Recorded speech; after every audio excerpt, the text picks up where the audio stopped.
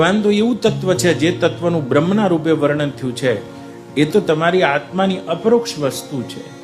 આ દેહમાં આત્મા એટલે શું થાય? આત્માનો અર્થ હું થાય છે. હું પ્રત્યક આ પ્રત્યેક દેહમાં જે આ પ્રત્યકપણું દેખાઈ રહ્યું છે હું. જુઓ ને, આ શરીરના પાછળ ઇન્દ્રિયો છે, ઇન્દ્રિયોના પાછળ મન છે, મનના પાછળ બુદ્ધિ છે, બુદ્ધિના પાછળ ચિત્ત છે, એ ચિત્તના પાછળ અહમ રૂપ ફૂરણા છે. એ અહમ રૂપ ફૂરણા પણ જ્યાં ફૂરી રહી છે સ્વરૂપ જીવ છે, અને ચિદાભાસ રૂપનો પણ જે દ્રષ્ટા છે, સાક્ષી છે, આ પ્રત્યેક આત્મા છે. આ દેહમાં હાજર છે. આ ચિદાભાસ રૂપ જીવ પણ જેમાં ચમકી રહ્યો છે.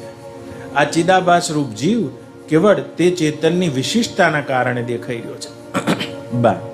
પણ આ દેહમાં જે દ્રષ્ટા છે, સાક્ષી છે, પ્રત્યક્ષપણું છે, અને આ જ આત્મ પ્રત્યેને બ્રહ્મ જાણવા માટે બ્રહ્મ વિદ્યા છે.